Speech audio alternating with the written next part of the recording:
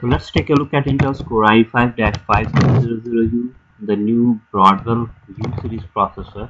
It's actually a ultra low voltage processor suitable for thin laptops that consumes low power and that are ultra portable. So coming to the Broadwell, it's a new processor technology. Intel basically improves its processor technology every 2 years. The 1 year it improves the process technology, the other year it improves the process architecture. So this year it's mainly a process improvement, which basically it's a manufacturing technology improvement, and that does two things. One, it reduces the size of the die, and secondly, it improves the power performance. So we should get more performance for the given wattage, although this improvement is slight.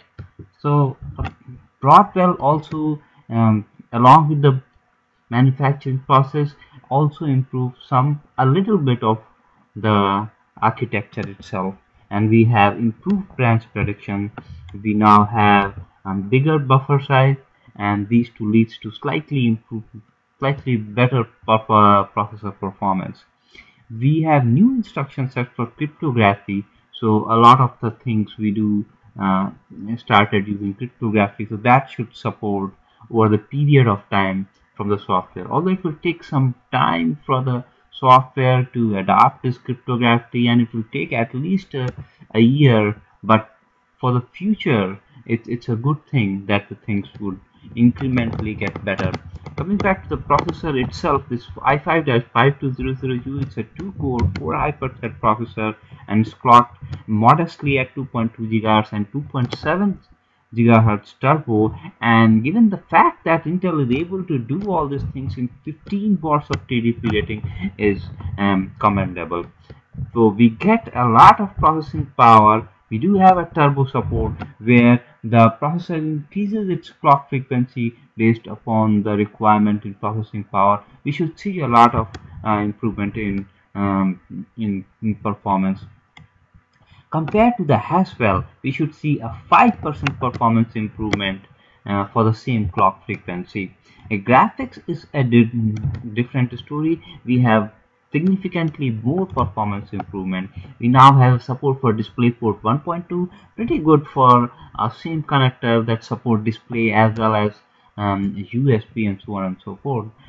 We have support for DirectX 11.2, very good for the games that have started taking advantage of the new DirectX 11.2, and we should expect that most of the games should be playable fluently in low setting, and also many of them in medium settings. Um, Coming next is we have a SD Graphics 5500 with 24 execution units, pretty much better than the Haswell SD 5000 and 4400. So if you compare with the Haswell 4200U, for example, we expect, which is a 1.6 GHz and 2.6 GHz turbo clock processor, we expect it's at least 10 to 15% performance improvement. A part of it is coming from the increase in the clock frequency, but a major part also comes from the increase in the processor technology.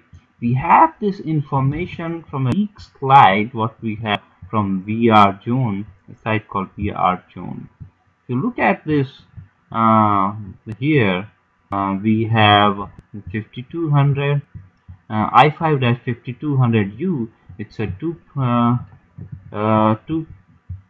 core dual core 4 hyperthread processor, and it's 2.2 GHz, 2.7 GHz that we earlier told. You can see the details of it here, and HD graphics is 5500. The graphics clock, that's a new thing that we did not tell. It's 300 MHz normal, but it can clock up to 900 MHz in turbo mode.